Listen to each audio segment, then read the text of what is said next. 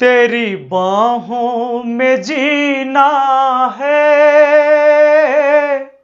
तेरी बाहों में मरना है, तेरी बाहों में जीना है, तेरी बाहों में मरना है। पतझड़ का ना सावन का ये प्यार का महीना है, ये प्यार का महीना है। हेलो दोस्तों, आप सभी का स्वागत है आपके अपने YouTube चैनल मैथ मस्ती पर। दोस्तों मैं हूं विपिन यादव और आज हम आपको पढ़ाने वाले हैं नंबर सिस्टम से जो 2018 के रेलवे के एग्जाम में क्वेश्चन पूछे गए थे। वो सारे क्वेश्चन आप देखने वाले हैं और जो कि एनटीपीसी और ग्रुप डी के एग्जाम में आए हैं। तो आइए बढ़ते हैं और देखते हैं कि क्या क्या क्वेश्चन आया था और क्या शानदार तरीके से हम लोग उसको बनाएंगे और आसानी से सीखेंगे। चलिए बढ़ते हैं इस वीडियो में। सबसे पहले आज का जो सवाल है, पहला कहता है कि दो संख्याओं का योग 9 है, उनके व्युत्क्रमों का योग 1/2 है, तो उनमें से एक संख्या क्या है। ये ग्रुप डी 17 सितंबर 2018 पूछा गया था प्रश्न। कहता है कि दो संख्या का योग 9 है, दो संख्या ए और बी मान लिया, इनका योग दिया हुआ है 9 और यही दोनों संख्या के व्युत्क्रमों का योग। देखिए अगर संख्या ए और बी हमने माना है, इसका व्युत्क्रम क्या होगा। देखिए कोई भी संख्या के बट्टा में कुछ नहीं तो एक होता है और व्युत्क्रम का मतलब है इसका उल्टा, यानी कि 1/a और 1/b इन दोनों को जोड़कर दिया हुआ है 1/2। नीचा में एलसीएम हो गया a इंटू बी और a से कटा तो b, b से भी कटा तो a, बीच में प्लस, यानी a प्लस बी ऊपर में आ गया या b प्लस a कहिए, कोई दिक्कत नहीं, 1/2। अब बताओ a प्लस b के जगह आप मान रख सकते हो 9, नीचा है a इंटू बी बराबर 1/2 है आपका, 9 दूना 18 हो गया a इंटू बी का मान। अब आप सोचो कि कौन ऐसा दो संख्या है जिसको जोड़ने से 9 और गुना करने से 18 हो जाएगा। आप सोच सकते हैं कि कोई ऐसा दो संख्या जिसको जोड़ने से 9 और गुना करने से 18, तो भैया ऐसा संख्या 6 और 3 होगा, 6 3 जोड़ेंगे 9 होगा, 6 3 18 होगा। आपसे पूछा है एक संख्या बता दो, तो ऑप्शन में देख लेना, 3 पूछा कि 6, 3 दिया है कि 6 दिया है, 3 कहीं नहीं है, आपको 6 दिया हुआ है, कोई एक ही संख्या दिया हुआ रहेगा। अगर दोनों पूछता तब दोनों दिया हुआ रहता, ठीक ना। आगे बढ़ जाए, आइए जरा अगला सवाल पर चलते हैं, देखते हैं नेक्स्ट क्वेश्चन को।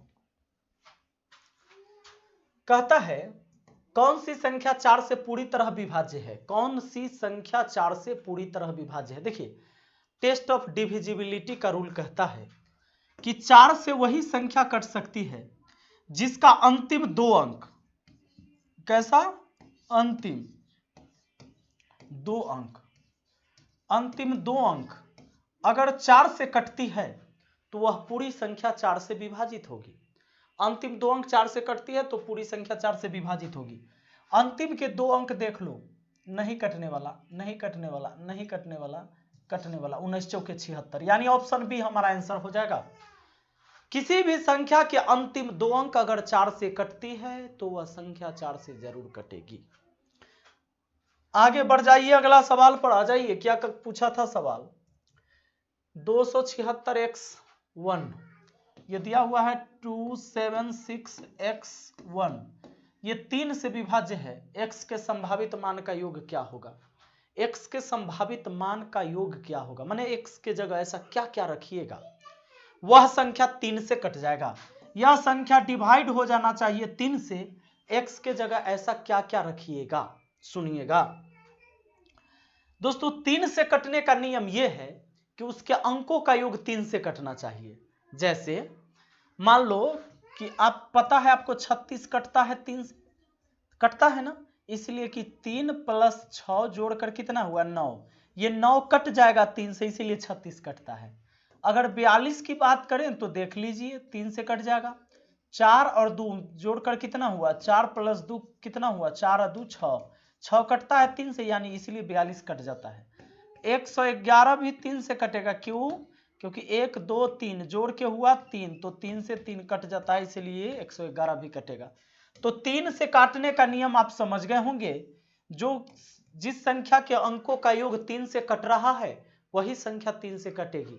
लेकिन मान लो कि 4 1 2 2 1 3 4 7, ये 3 से नहीं कटेगा क्योंकि जोड़ के 4 + 1 + 2 कितना हो जा रहा है, 4 1 5 और 2 7। 7 कभी 3 से कटा है? नहीं कटा है, यानी ये 412 नहीं कटेगा। यानी आप ये समझ गए कि अंकों का योग 3 से कटना चाहिए, तभी वो संख्या 3 से विभाजित होगी। पहले अंकों का योग जोड़ लेते हैं। 2 7 9 6 15 1 16। 16 है भैया, 16 है। अगर यहां 2 ले लेते हैं तो 16 2 18 कट जाएगा। अगर इसके जगह 16 5 ले लेते हैं, 16 5 21 कट जाएगा। अगर इसके जगह मान लो कि ये है 2 7 9, ये तो कट ही गया, समझ लो 6 कटिए गया। आप 1 समझ लो, यहां देखो 7 2 9 छोड़ काट दिए, 3 से 6 काट दिए, छोड़ दिए। अब बचता है 1 2 3 तो भी कटेगा, 5 1 6 तो भी कटेगा। यहाँ 8 ले लेते हैं, 8 1 9 तो भी कटेगा। और कोई रखने से कट सकता है? नहीं। तो क्या हो जाएगा हमारा आंसर? जोड़ लीजिए। कहता है x के संभावित मान का योग क्या होगा, मतलब x के जगह आप जो जो मान सोच रहे हैं उस सब का योग कितना होगा, ये जरा बताइए मुझे। तो चलिए बताते हैं, क्योंकि 2 + 5 + 8 8 5 13 2 15, और ये हमारा आंसर हो जाता है भैया ऑप्शन बी में। कोई डाउट है? नहीं। आगे बढ़ जाएं। आइए जरा अगला सवाल पर आते हैं। अगला सवाल देखिए तो जरा, निम्नलिखित में से कौन सी संख्या 6 से विभाज्य है? निम्नलिखित में से कौन सी संख्या 6 से विभाज्य है? तो आइए दोस्तों, निम्नलिखित में से कौन सी संख्या 6 से विभाज्य पूछा है। देखो 6 से कटने का नियम यह है कि इसके 2 गुणनखंड 2 और 3 होते हैं। ये ऐसे गुणनखंड है जिनका HCF बोलिएगा तो 1 होगा। 6 के ऐसे 2 गुणनखंड 2 और 3 है जिनका HCF कितना होता है? 1। इसीलिए 2 और 3 जिसको काट देगा वह पूरी संख्या 6 से कट जाएगी। अब 2 से कटने का नियम है कि सम संख्या कटेगा, तो 2 से कटने का नियम है सम संख्या, तो चारों ऑप्शन कट जाएगा 2 से। लेकिन बात आती है वो 3 से भी कटना चाहिए। तो 3 से कटने का नियम हम अभी पढ़े थे कि अंकों का योग 3 से कटना चाहिए। अंकों का योग 3 से कटना चाहिए। चलिए 6 कट गया, 3 कट गया, 4 2 6 1 7 नहीं कटा, 3 से नहीं कटा। 4 ये 3 कट गया, 4 2 6 कट गया, 4 1 5 नहीं कटा, ही नहीं हुआ। 8 4 12 कट गया, 3 कट गया, 2 1 3 कट गया। बिल्कुल सही है, ऑप्शन बी है, और ऑप्शन बी हमारा आंसर हो जाता है, ठीक ना। यानी उसके अंकों का योग 3 से पक्का कट जाएगा। देखिए जोड़ के 8 4 12 3 15 2 17 1 18, 18 हुआ ना अंकों का योग, 3 से कटा ना, तो पूरा संख्या 3 से कटवे करेगा। चलिए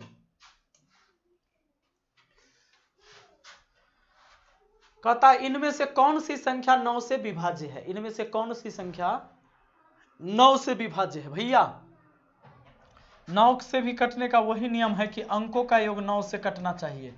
अंकों का योग 9 से कटना चाहिए। अंकों का योग कितना से कटना चाहिए? 9 से। अंकों का योग 9 से कटना चाहिए। लिख देते हैं इतना बात, चलिए, ताकि आपको याद हो जाए अब अच्छे से।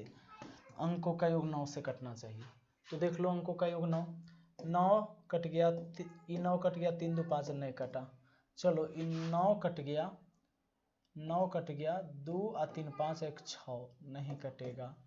देख लेते हैं 9 3 12, 9 कट गया, 3 1 4, 4 7 11, 11 1 12 नहीं कटा। ऑप्शन डी ऑटोमेटिक हो जाएगा। ऐसे भी 9 हो गया, ये 3 3 6 2 8 1 9, ठीक है। ऑप्शन बी बिल्कुल सही है। ये भी हो गया हमारा। इसे बहुत ज़्यादा सवाल पूछा गया था टेस्ट ऑफ डिविजिबिलिटी से 2018 के एग्जाम में, ठीक है ना। देख लीजिए अगला। कहता है यदि 1 का क्यूब, 2 का क्यूब, 3 का क्यूब प्लस 10 का क्यूब बराबर 325 है तो 2 का क्यूब, 4 का क्यूब, 6 का क्यूब, 20 का क्यूब का मान क्या पूछता है? 1 का क्यूब प्लस 2 का क्यूब प्लस 3 का cube plus dot dot dot dot dot plus 10 तक के क्यूब बराबर कितना है हमारा? 30 25, ठीक ना। तो पूछता है 2 का क्यूब। देखिए जरा, कहता है कि 2 का क्यूब प्लस 4 का क्यूब प्लस 6 का Q plus dot dot dot dot plus 20 तक के क्यू का मान क्या होगा। गौर करिएगा, यहां पर ध्यान दीजिएगा, 1 से लेकर लगातार 10 तक के क्यू का मान दिया हुआ है 325। अच्छा, जरूरी नहीं कि सही मान देगा या इसी दे दिया, मतलब इसके आधार पर इसका पता करना है, ठीक ना। तो ये मत सोचने लगना। अब दिमाग लगाओ आप, 1 का क्यू 1 होता है, 2 का क्यू 8 होता है, तो 1 का 8 गुना हुआ नीचे वाला, 2 का क्यू 8 होता है, 4 का क्यू 64 होता है, यानी ऊपर वाला का 8 गुना नीचे वाला, ऊपर 8 और नीचे 64, तो ऊपर वाला का 8 गुना हुआ ना भैया नीचे में, ऊपर वाला का नीचे वाला 8 गुना, ऊपर वाले के नीचे वाला 8 गुना, यानी यहां हो जाएगा ऊपर वाले का 8 गुना नीचे वाला, 8 25 8 200, ये हो जाएगा इतना 200, 8 3 24, यानी ऑप्शन डी 24,200 आ जाएगा, ठीक ना। आपका आंसर हो गया। चलिए आगे बढ़ लेते हैं, अगला सवाल पर आ जाते हैं। नेक्स्ट कहता है इतना में अंक 3 का स्थानीय मान क्या होगा। चलो अच्छा ऐसे रहता है, मान लीजिए 12 3 4 1 6, इसमें 3 का स्थानीय मान, तो 3 लिख देते हैं और जितना अंक है उतना जीरो बैठा देते हैं, ठीक है ना। 3000, क्यों 3000, क्योंकि इकाई दहाई सैकड़ा हजार, 3000, ऐसे तो पढ़िएगा। देखिए इकाई दहाई सैकड़ा हजार, 10,000 लाख, 1 लाख 2,000, देखिए आप पढ़ेंगे इकाई दहाई सैकड़ा हजार 10,000 लाख, यानी ये हो गया 1,23,416, नहीं। तब देखिए इकाई दहाई सैकड़ा हजार, 3 लिखे, 3 के बाद जितना अंक है 3000 पर है, तो यहाँ 3000 लिखा गया, ठीक है ना।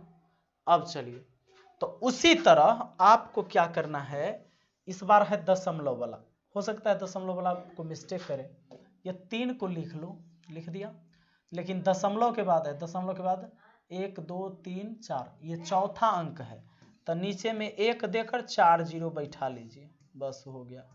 3 लिखे, बट्टा में 1 लिखे, क्योंकि यहाँ दशमलव इसीलिए, और ये 3 जो है दशमलव के बाद कैमा अंक है, चौथा अंक, इसलिए बट्टा में 4 जीरो, बस हो गया, काम खत्म। चलो नेक्स्ट क्वेश्चन पर आते हैं।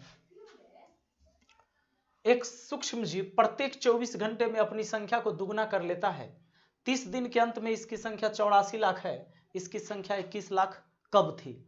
सवाल यह कहता है कि एक सूक्ष्म जीव प्रत्येक 24 घंटे में अपनी संख्या को दुगना कर लेता है, 30 दिन के अंत में 21 लाख थी, यानी 30 दिन के अंत में कितना थी, 21 लाख।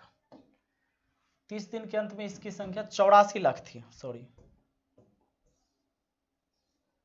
30 दिन के अंत में इसकी संख्या 84 लाख थी, 84 लाख। अब बताइए, तो 29वां दिन कितना रहा होगा, इसका आधा 42 लाख, 42 लाख रहा होगा, और 28वां दिन क्या रहा होगा, 28वां दिन 21 लाख। सवाल क्या पूछता है, 21 लाख कब थी, तो 28वें दिन, जिस दिन 28 दिन कंप्लीट हुआ होगा उसी दिन हो गया होगा 28वें दिन 21 लाख, ठीक है। आइए चलिए अगला सवाल पर आ जाते हैं।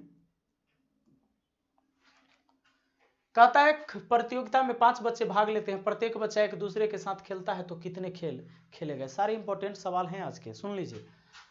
हाँ, एक दूसरे के साथ खेलना या एक दूसरे से हाथ मिलाना, तो n यहां पर क्या करना है, n इंटू n माइनस 1/2 लगा देना है।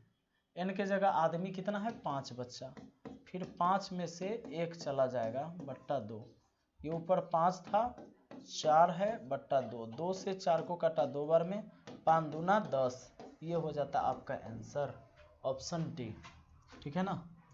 या यहाँ कहता है 5 बच्चे भाग ले, प्रत्येक बच्चा एक दूसरे के साथ खेलता है, या कहेगा प्रत्येक बच्चा एक दूसरे से हाथ मिलाता है, तो भी यही फार्मूला लगाइएगा, ठीक है ना।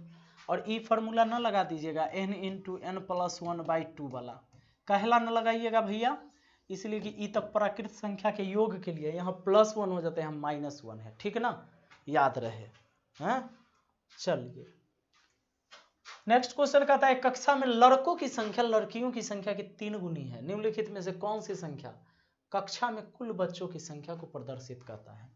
कक्षा में लड़कों की संख्या जो है लड़कियों के संख्या से 3 गुनी है, लड़कियों की संख्या से 3 गुनी है। सुनिए, कक्षा में लड़कों की संख्या लड़कियों की संख्या से 3 गुनी है, तो कहता है कुल बच्चों की संख्या प्रदर्शित करें।